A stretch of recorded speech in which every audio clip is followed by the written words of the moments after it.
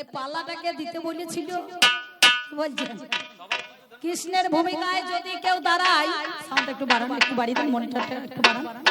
তাহলে কৃষ্ণের ভূমিকায় যিনি দাঁড়িয়েছেন তিনি কিন্তু আপনাদের কাছে হরি বললেন, আর আপনারা হরি বলছেন না। কেন বলছেন না? ঠিক করেছেন, আমি বলবো ঠিক করেছেন। হরি বললে জরিমানা হবে নাকি বাবা?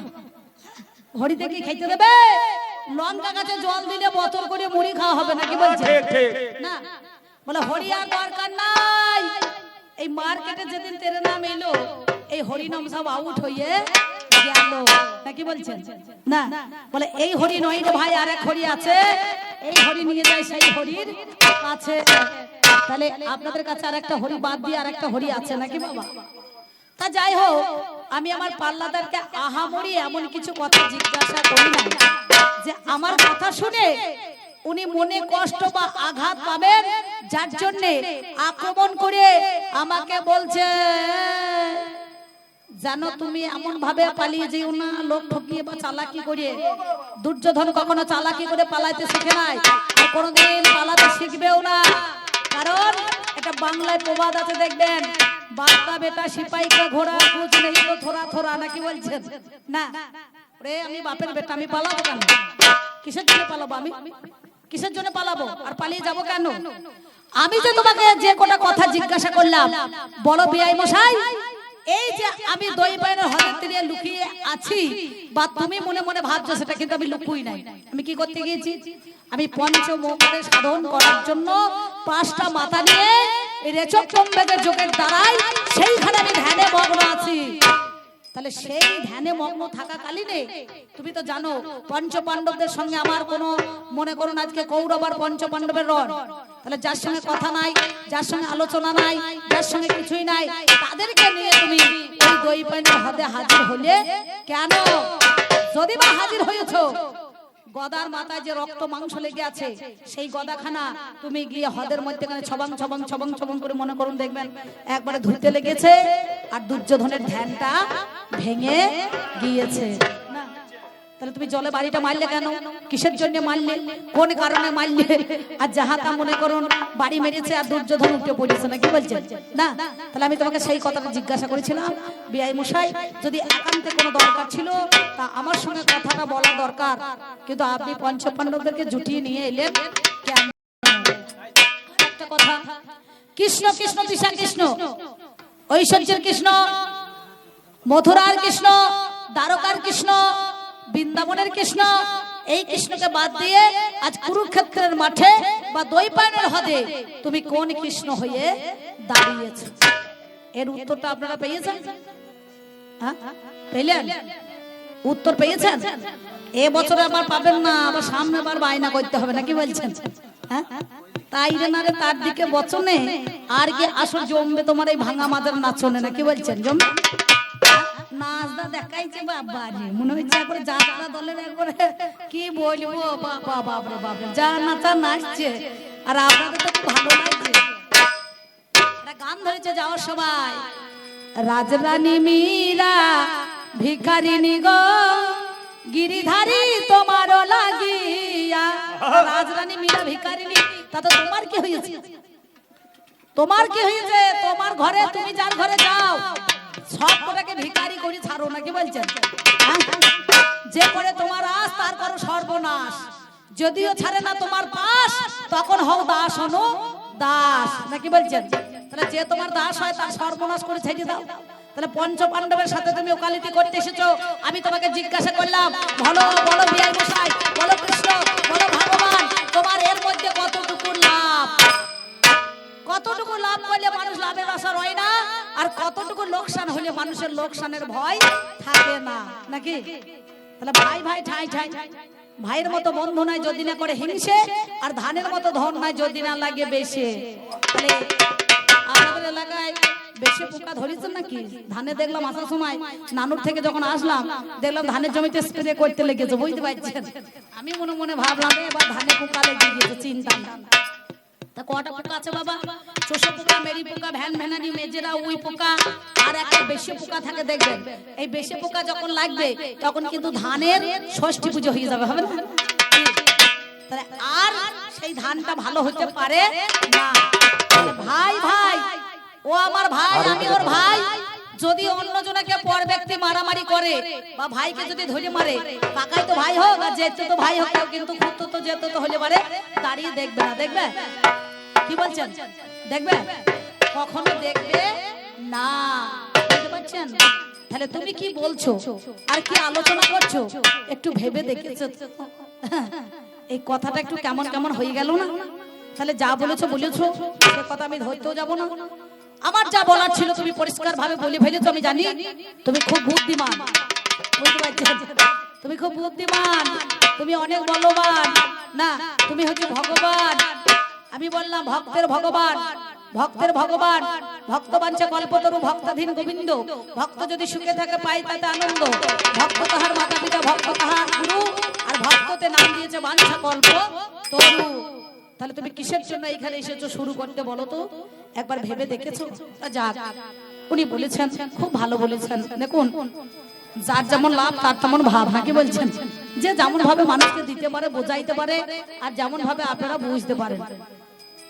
তা আমি একটা ছোট্ট মানে কথা বলি। আমাদের আজকে ঝগড়াটা কেমন লাগিয়ে দিয়েছে জানেন? কমিটি দাদারা এরা যত্ন করে খুব ভালো করে মাছের ঝোল ভাত খাইয়েছে, আলু পটলের তরকারি করেছে, মুসুরি ডাল করেছিল নাকি নাকি আমরা চাননি নাকি করেছে, বুঝতে পারছেন?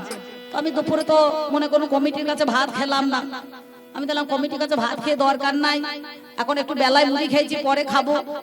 আমার কমিটি দাদারা মনে করো বীরভূমের লোক তো টক ঝোল করেছে, তাড়াতাড়ি শর্টে রান্না করতে গিয়ে কাঁচা মাছ ঝোলে দিয়ে ফেলেছে, বুঝতে পারছেন? এইবার আমাদের বর্ধমান লোকে একটু কাঁচা মাছ খাইতে পারে না, ভাজা মাছ খায়।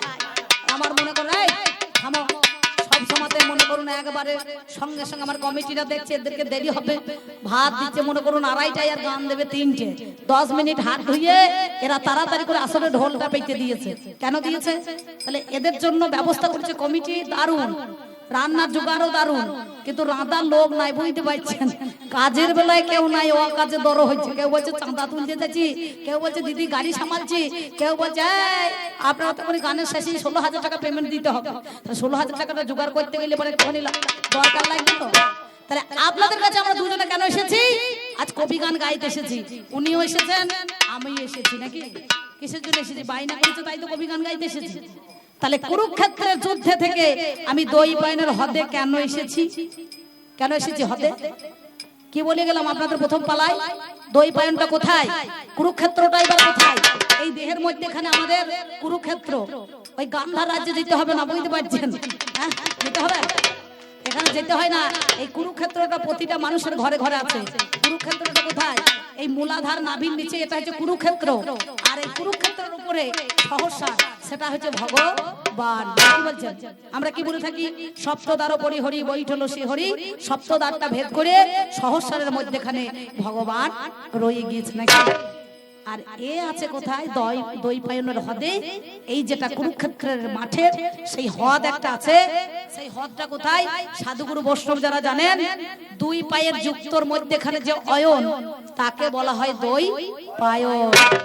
এই দই পায়নটা মানে বোঝেন? এই দই পায়নে দুর্যোধন কেন? তোমার মতো কৃষ্ণ কতবার এসেছে আর কতবার গেয়েছে, নাকি বলছেন? আরে ঘরে ঘরে যত দুর্যোধন আছে বাবা আপনারা জেনে নেবেন, সবাই তো দই পায়নের হদেতেই যায়, নাকি বলছেন? কি হ্যাঁ কি না?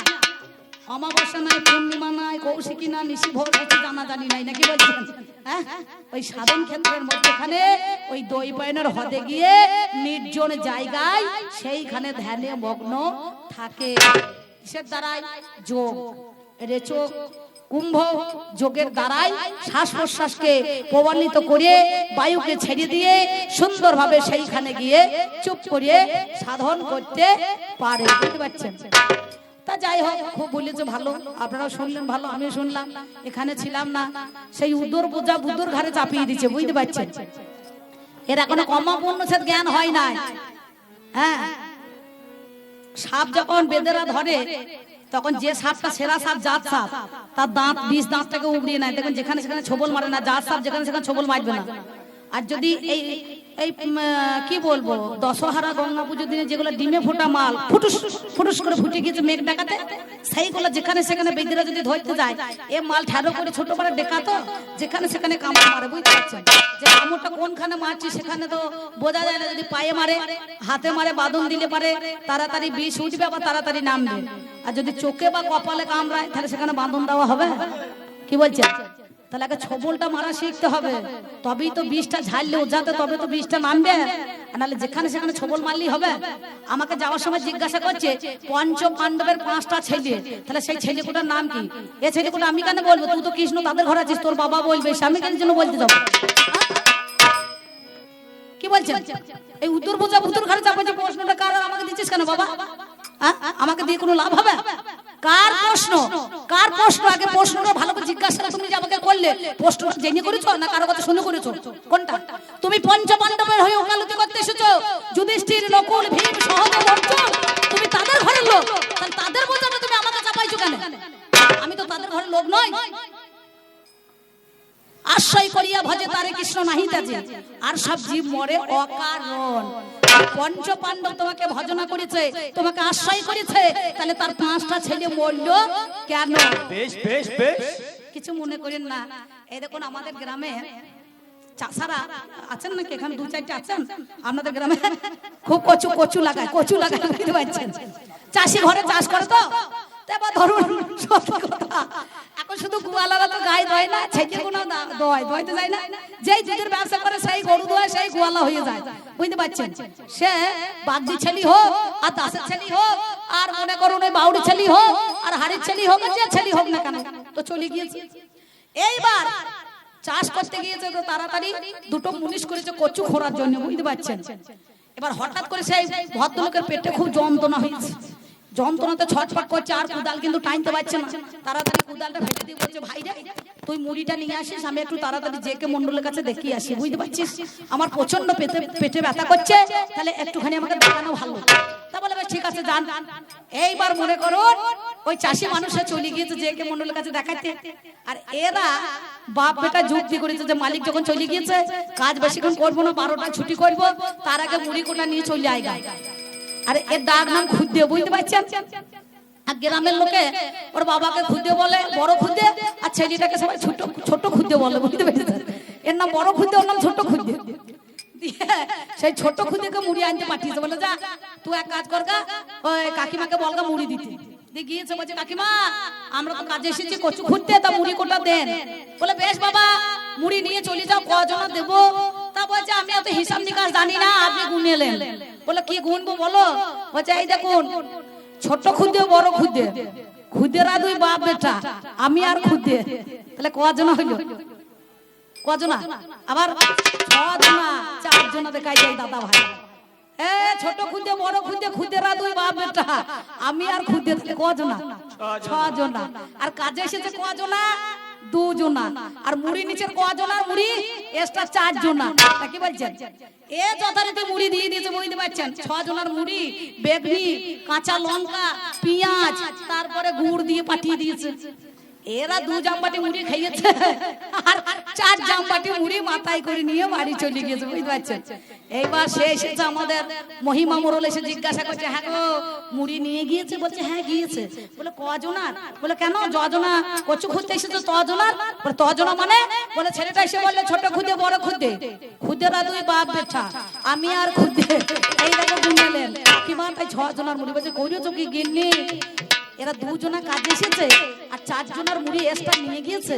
তাই এ তখন পরের দিন কাজে এসে বলছে, হ্যাঁ বাবা এই চালাকিটা কবে থেকে শিখেছিস? বলছে যদি চালাকি না শিখতাম তাহলে কি আমি আর চালে বইতাম? তা বলছে ওই 4 গামলা মুড়ি এক্সট্রা নিয়েছি, 10 টাকা করে কাটা যাবে। বুঝতে পারছিস? তাহলে 40 টাকা বাদ চলে যাবে, আর বাদ বাকি 300 টাকার মধ্যে ওই 260 টাকা মজুরি তোরা পাবি। বুঝতে পেরেছেন? তা বললে বেশ ঠিক আছে। তাহলে এইরকম করে চালাকি করিয়ে এর বোঝাটা তুমি আমার ঘরে চাপাইলে কেন? আর যদি বা চাপিয়েছো ঠিক আছে, তাতেও কোনো ক্ষতি নাই। এবার ও যখন বলে গিয়েছে তখন আমাকে দিতেই হবে প্রশ্নটা উত্তর, নাকি বলছেন? তা নাহলে পরে হবে না। তবে আমি প্রশ্নটা উত্তর দিয়ে দেবো। কমিটিকে বলছি, কমিটি দাদাদেরকে বলছি, যা চুক্তি করেছেন তাতে থেকে 500 টাকা কম দেবেন। বুঝতে পারছেন? ওই মুড়ি কাটার মতো 40 টাকা বাদ চলে যাবে, তেমনি 500 বাদ চলে যাবে, বুঝতে পেরেছেন? তাহলে এই উত্তরটা কিন্তু আমি দিয়ে দেব। তা যাই হোক, আর বলবো না, চূড়ান্ত সবাই বলে দেয়। আছেন যত সুদীজন, সকলের কাছে আবেদন, বাজাও আমার ঢুলি, আমি 2-4টে কথা কিছু আপনাদের কাছে বলি।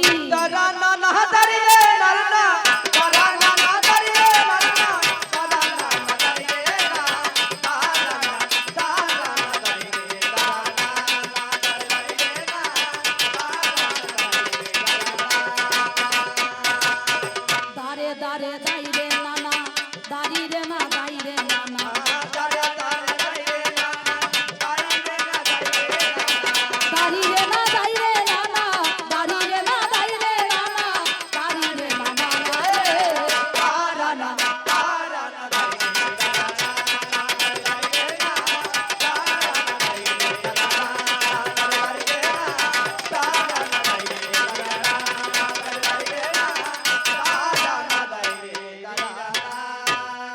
ও দারে দারে না রে না রে না, দারা না না না না না না না, দারা না না না না না না না না না। আপনারা জানেন, ওরে জলে থাকলে ঢোরা, সে তো হয় না রে জল ভোরা, কোন কালে কোন কালে কোন কালে গাধা ঘোড়া হয় না। ও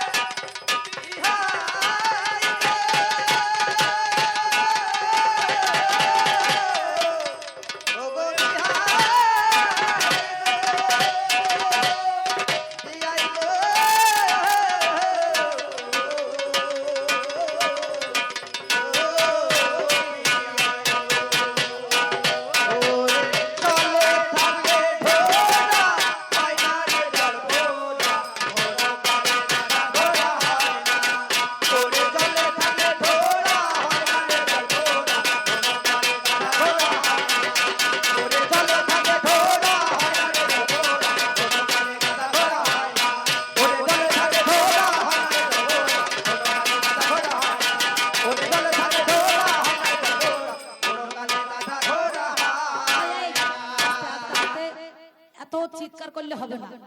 কেন বললাম?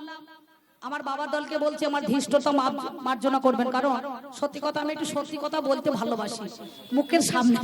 কারণ এ তো আমার বিয়াই মশাই, ভাব ভাষা জল্পনা কল্পনা বাক বিতণ্ডা দরকার না। বিয়াই হয়ে আমাকে বলছে তুই বলে যাবি, এটা কোনো কথা হলো? সম্মানটা দেখুন, বিয়াইকে তু তো কারি করছে, বুঝতে পারছেন? মনে হচ্ছে বোধহয় বন্ধুর সঙ্গে কথা বলছে না গার্লফ্রেন্ড না বয়ফ্রেন্ডের সঙ্গে কথা বলছে, আমি তো বুঝতে পারছি। হ্যাঁ, আমি হইলাম ওনার মেয়ের মনে করেন বৌমা শ্বশুর, নাকি বলছেন? হ্যাঁ, তাহলে কর্মচারীর কথা দেখেছেন কেমন ধরা বলছে তুই বলে যাবি। আমার বিয়াইয়ের ভাষাটা ভালো, ভাব ভালো, ভাষা খারাপ, আর অবস্থা ভালো, ব্যবস্থা খারাপ। এর বাড়ির বাস স্ট্যান্ডে দিয়ে দেখবেন, যাবেন, 3 তলা বাড়ি করেছে, টালির পাথর বসিয়েছে মজাক করা, একটা 4 চাকা গাড়ি কিনেছে, তারপরে মাঠে নাই না করে 12-13 বিঘে জমিও করেছে। কিন্তু বাড়ি দিয়ে যান, রাস্তা দেখা হলে একটা চা খাওয়াবে না, বুঝতে পারছেন? মানে এত চামার লোক, খুব চামা।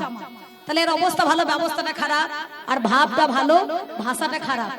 চুলগুলো বেশ খুব সুন্দর সুন্দর নজরুলের মতন করিয়েছে, নাকি বলছেন? নিজেকে নজরুল ভাবছে, কিন্তু ভাষাটা দেখেছেন? হ্যাঁ, নিজেকে নজরুল সাজতে যাইছো আর ভাষাটা ঠিক করো। আমাকে তুই তো গাড়ি করে বলছে বলে যাস, কেন বলতে পারছো না যে বিয়াই তুমি বললো হে, তুমি বললেও তো ভালো, তুই বলতো যতক্ষণ, তুমি বলতো ততক্ষণ না, তুই বললে যাস আবার কি? আগে ভাষা ঠিক কর, তবে তো হবে গান। ভাষাটাই তো ঠিক নাই, তাহলে কি করে হবে? হবে। রাজা কৃষ্ণচন্দ্র একদিন গোপাল ভাঁড়কে বলেছিলেন, গোপাল ভাঁড় তুমি আমাকে 3টে 14 খুঁজে এনে দিতে পারবে? 14? আপনারা হাসছেন, আমার ভেতরটা লঙ্কা মাটার মতো জ্বলি যাচ্ছে। এখানে চেয়ারে বসে আছে এক ভদ্রলোক, গিয়ে বলছে দেখুন আমার গায়ে জামাই দাদা কেমন কবিয়া লেগেছে, মালখানা কেমন। আমাকে ওখানে কি নাচচার বলছে, আমি মনে মনে ভাবছি এ একবারে ফাঁস কাটে চুল মেরে বলছে রে, নাহলে সোজা হয়ে পা দাঁড়াইছে না, এ নিশ্চয়ই আমাকে নাচন দেখাইছে কেন।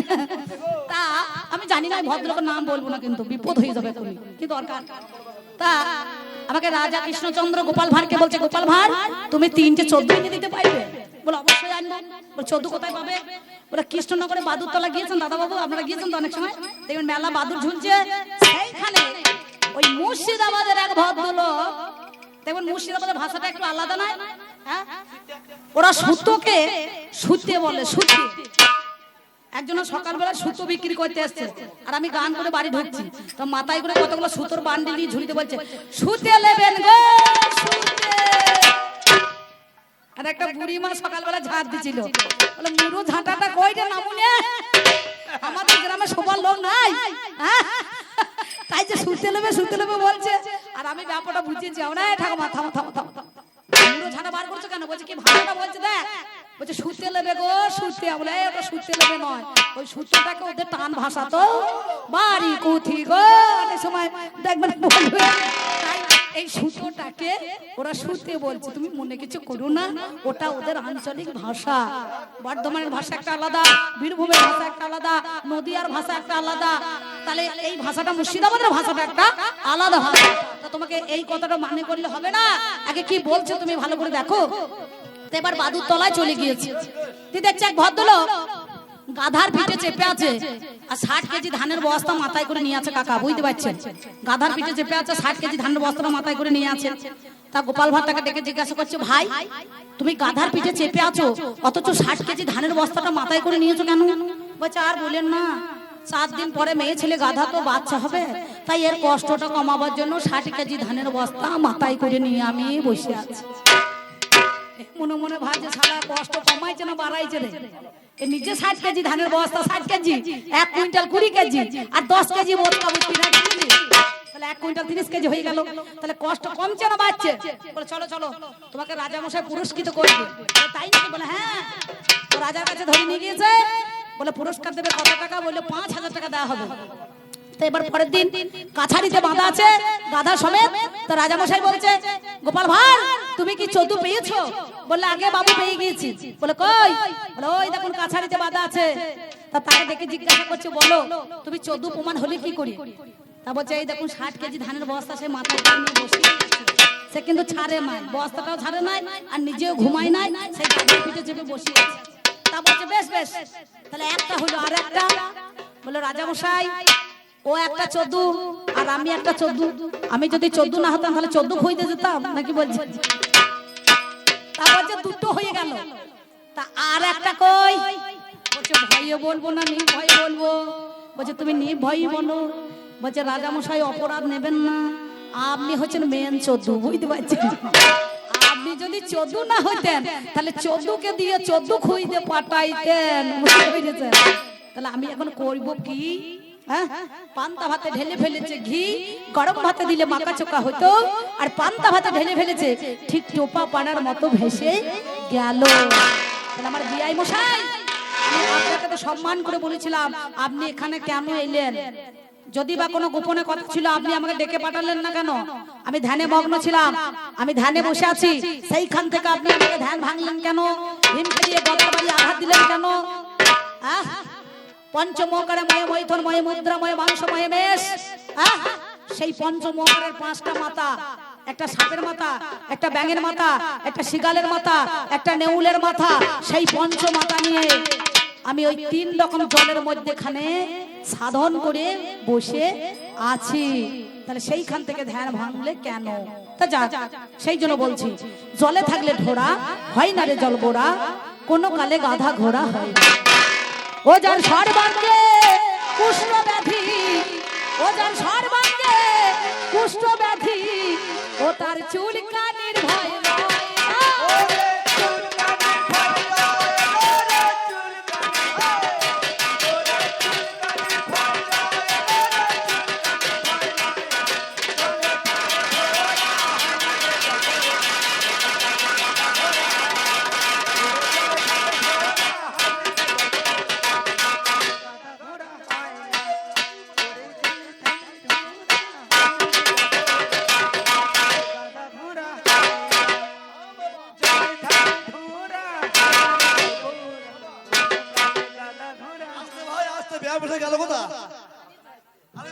দেখে যান ভাবটাকে কি হয় তা দেখুন।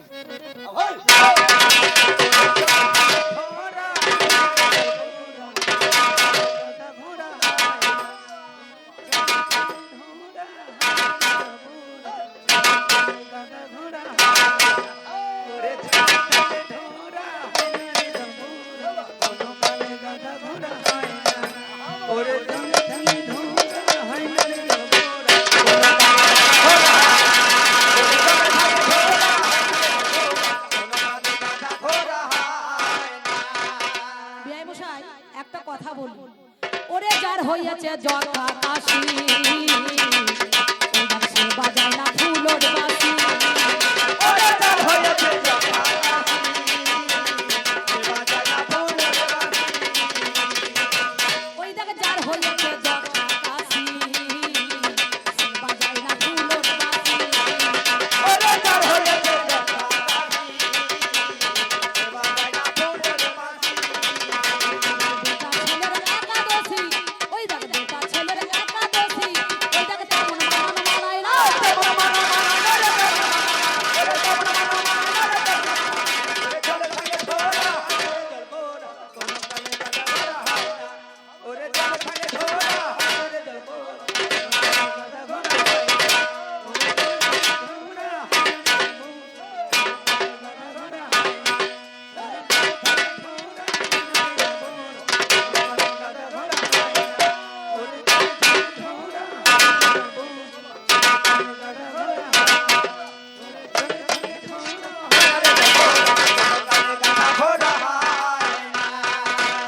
তবে যা বলেছো বেশ বলেছো এইবার আমার কাছে করে জিজ্ঞাসন বলে বলে দুর্যোধন নামের মতন পঞ্চ পাণ্ডবের ঔরসে পাঁচখানা ছেলে ওরে হলো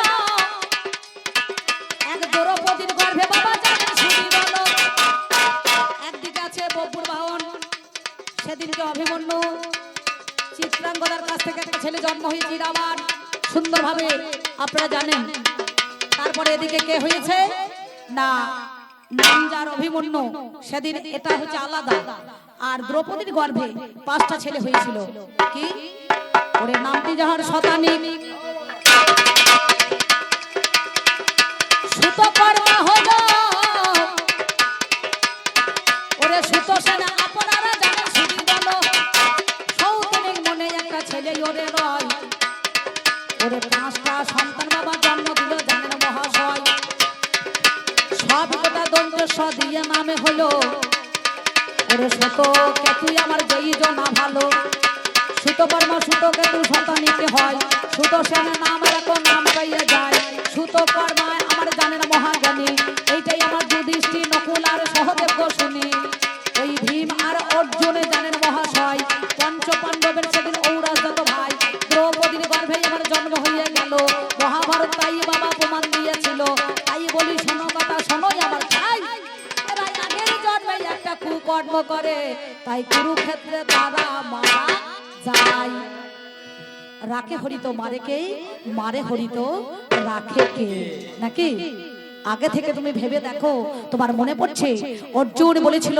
আমি এও যুদ্ধ করব না আমি কাকে মারবো ও আমার গুরুদেব আমার ভাই আমার দাদা ও আমার ভাইপো সবাই তো আমার আপনজন আমি কাউকে মারতে পারবো না তুমি সেদিন বিশ্বরূপ দেখালে অর্জুনকে বলেছিলে ধন্যবাদ দাদা ভাই কমিটি কমিটি তুমি দিলে বেশ ধন্যবাদ আমার কমিটি ভাইদেরকে 50 টাকা আমাকে দিয়েছে আমার তো মনে কোনো কিছু দেওয়ার না আমি কাই বাক্যে মনোবাক্যে প্রার্থনা করছি মা আদ্যাশক্তি মহামায়ার কাছে যিনি 50 টাকা দিয়েছেন এই 50 দিক দিয়ে যেন মঙ্গল হয় নাকি বলছেন 50 টাকা দিয়ে তো ব্যাংকে যেন 5 লাখ টাকা ঢুকে পড়ে চিন্তা না তাহলে আর অনুষ্ঠান করতে কষ্ট হবে না নাকি বাবা আমি কি বলিব ভাবের কথা